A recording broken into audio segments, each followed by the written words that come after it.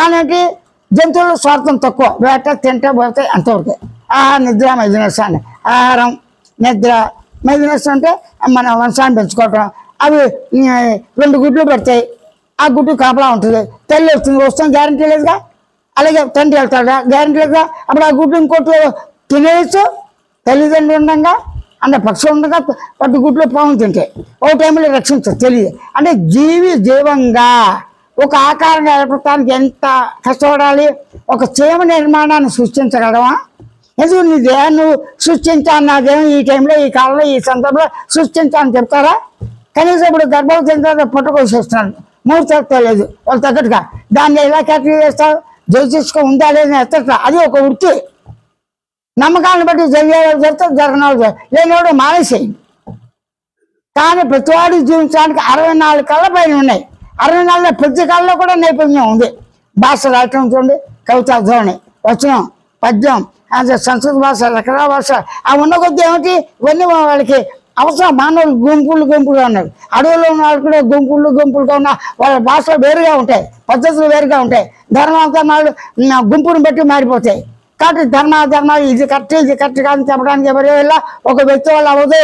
వాడు ఎక్కడైతే పుట్టాడో తల్లిదండ్రుల ప్రకారం చుట్టూ వాతావరణం బట్టి వాడు ఎదుగుతాడు. అది జాతి కావచ్చు, మొత్తం కావచ్చు, కులం కావచ్చు. కానీ మానవుని ప్రేమించాలి. తుఫాను అందరికీ ఓకే. అప్పుడు అందరూ కలిసి ఉండాలిగా, కష్టం ఉండాలి. శుభానికి దుఃఖానికి ఇంటికి వచ్చేవాళ్ళు రావుగా. అంటే పక్కవారితో ఈ రక్త సంబంధికులతో అందములు అప్పజల్లు బిళ్ళలతో కన్నా కాకుండా సాధ్యమైనంత వరకు వాడు అందరితో కలిసి సుఖదుఖాలు చెప్పుకుని అవగాహనతో ఉండాలి. చెప్పుకోవాలంటే నువ్వు గుర్తించగలిగే లక్షణంతో ఉన్నావుగా. ఉండి నీకు ఇది అది అని వేవల జ్ఞానం నడవాలి. ఇక్కడ ఏంటి వేవల జ్ఞానం? ఎవరు ఏమీ ఆపలేరు నాతో సహా, అసంభవం. దేవుడైనా ఒకటే, దైవం అయినా ఒకటే, రాక్షసులైనా ఒకటే, అమరులైనా ఒకటే, ఇంద్రులైనా ఒకటే, జంతువులైనా. ఆ భయం ఆందోళన ఎందుకు? దేవుని చచ్చిపోతుంది ఎప్పటికైనా గ్యారంటీ. బతకడానికి కూడా భయ ఆందోళనే, పిల్లల్ని కంటం భయ ఆందోళన. అందరూ బతకడం లేదుగా, మధ్యలో చచ్చిపోతే అవి ఎంత కష్టాలు. కానీ భయమో ఆందోళన పుట్టుతో మనకున్నాయి. అన్నిటికన్నా నిద్ర లేకపోతే భయం, స్వప్నాలు బాగుండకపోతే భయం, అలాగే శరీరం వంకరగా పుట్టి మన వాళ్ళు మిగతా వాళ్ళు బాగుంటే రాగద్వేషాలు. అలా భయమో ఆందోళన మన లక్షణాలు మాత్రమే. కామకూడదా మన లక్షణాలు మాత్రమే. సుఖ దుఃఖాలు అన్నీ మన లక్షణాలే. మన లక్షణాలు మనం అనుభవిస్తాం. మనల్ని మనం అవగాహన చేసుకోవాలి.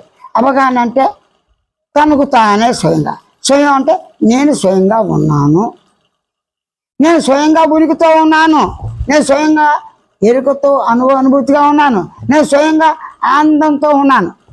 3 అందరికీ అవసరంగా. ఈ పని వల్ల ఏమవుతుంది? ఆనందం వస్తుంది, ఎక్కువ కూలి ఇస్తాండి, రేటు వరకు నా పిల్లం బిడ్డలో నాకు శుభ్రంగా పాయసం చేసి తింటామండి, ఎక్కడి నుంచి అక్కడికి వెళ్తే నాకు ఎక్కువ ఇస్తాండి, అన్ని వాళ్ళే భరిస్తా అంటే నువ్వు చేసే వృత్తి ఆనందం.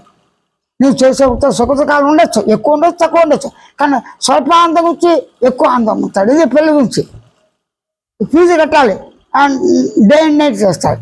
కొడుకు చూస్తాడా లేదా కదా, కన్నది చేస్తాడాల్సింది అంతే. దాన్ని బట్టి ఏంటి అంటే స్వల్ప సుఖం గురించి అధిక దుఃఖం, అధిక బాధ వచ్చే పనులు చేస్తాం. దాన్ని మించినట్టుగా బరువులు పని చేస్తాడు. చేసేవాడు కళ్ళు కనబడు ఏం చేస్తాడు?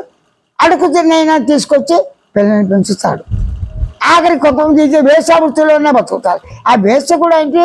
కామాలు వేష అవటం, మీరు అన్నీ చేసి తప్పుడు పద్ధతిలో మగాడు కానీ ఆడది కానీ సంఘానికి విరుద్ధం కాదు, విరుద్ధమైన భావాలతో ఉన్నాడు.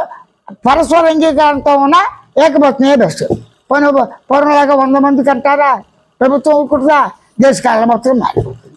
కాబట్టి ఏంటి ఇక్కడ ప్రతి సంబంధాలు కూడా వ్యవహార జ్ఞానంలో ప్రభుత్వ ప్రకారంగా ఉన్న రూల్స్కి అనుకూలంగా ఉండాలి. అది వేరే జ్ఞానం తప్పదు, నాకైనా మీకైనా. అది చేసుకోవడానికి ఎటువంటి అభ్యంతరం లేదు. మీరు నాస్తికులు ఆస్తికులా కదా, మానవ సమాజాన్ని ప్రేమిస్తూ తల్లిదండ్రులతో అవుతుంది మంచి పనులు చేస్తూ ఉన్నంతకాలం ఉంటారు, పోయినప్పుడు ఎటు పోతారు ఎవరు భావంతో వాళ్ళు. ఇప్పుడు ప్రస్తుతం స్వయం